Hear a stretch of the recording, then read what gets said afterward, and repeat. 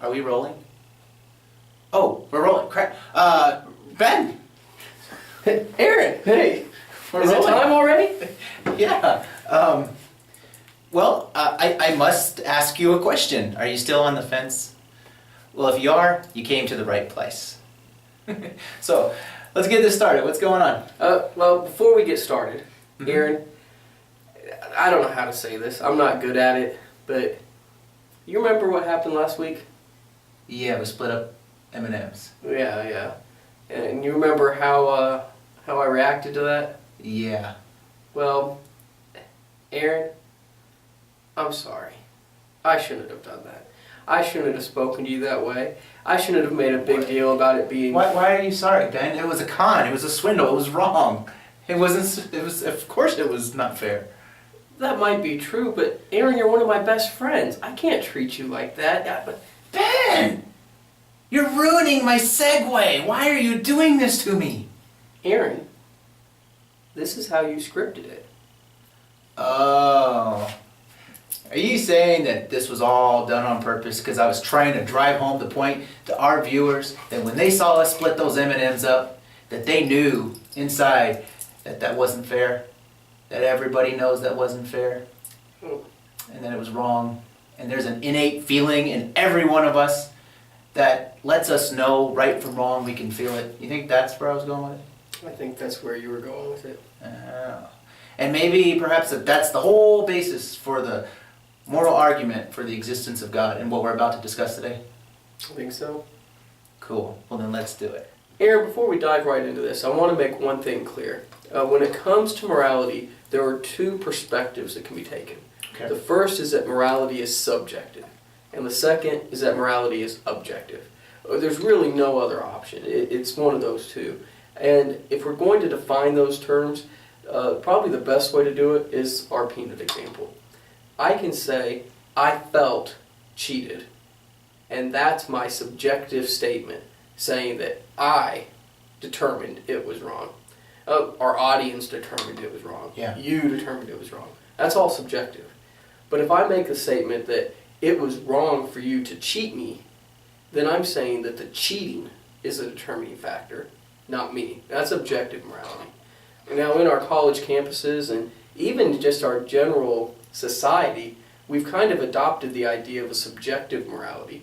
Yeah. That morality is based on what we think is right or wrong, not based on the action itself or the attitude itself. What is your take on morality? Is it subjective or objective? Well, I have big problems with morality being subjective. Really? Yeah. I just told you half our audience thinks it's subjective. I don't care. I still have problems. Wow. In fact, I got a quote that illustrates why there's a big problem with this. I brought it with us, just in case. Alright, so check this out. This quote here is by a guy named Ted Bundy. Okay. Now, for those of you who may not know who he is, Ted Bundy is not the guy from Married with Children. Oh, sorry. Continue. You were making a serious point. Okay. But anyways, he's not. Ted Bundy was a serial killer. He murdered, kidnapped, raped, and murdered women throughout the 70s. And he ended up getting caught and going to prison and stuff. And while he was there was a person who interviewed him to get an autobiography to put it down. And this quote came from that autobiography. But I'm going to read it to you. Here's what it is. This is Ted Bundy, a serial killer.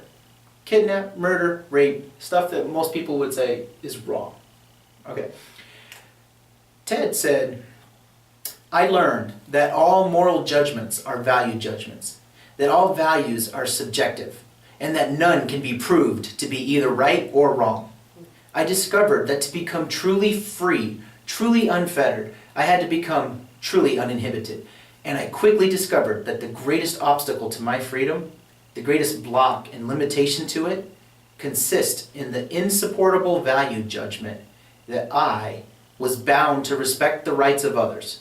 Surely, you would not, in this age of scientific enlightenment, declare that God or nature has marked some pleasures as moral or good and others as immoral or bad. Whoa! That's quite the claim. Yeah, you got a guy who's not sorry he murdered people because he doesn't necessarily think it's wrong, according to him. See, now the problem is subjective morality. The subject gets to decide what's moral, what's right, what's wrong. Does that make sense? That makes sense. So, One of the things I can't get past, though, is most of us aren't going to go out and murder, kidnap, or rape. And I imagine a lot of your friends, even those who don't believe in God, probably would say, Aaron, that's not what I'm talking about. What do your friends say when you mention it to them, when you bring this up? well, I talked to several atheists over the years, and everything else I talk about, usually this issue generally gets under their skin the most. It infuriates them. Okay. But what I go with is simply if this universe is random, it's chance, and it created just through chance over billions of years, then you can't say anything in particular is right or wrong because there's nothing to... There's no foundation. Yes. Right. It's just what we decide is right and wrong. It's all subjective at this point. And if there is no absolute right or wrong, then people that rape, people that murder, and take it like close to home. Take it, with like the people you love, your wife, your kids. Right. You think about rape and murder, you think that's wrong.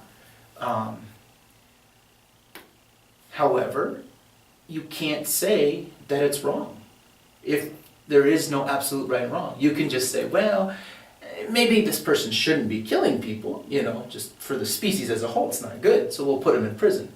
They just have different beliefs than us, but it's not wrong. It's just, that's what we're going to do. I believe it's wrong, and that there is objective morality.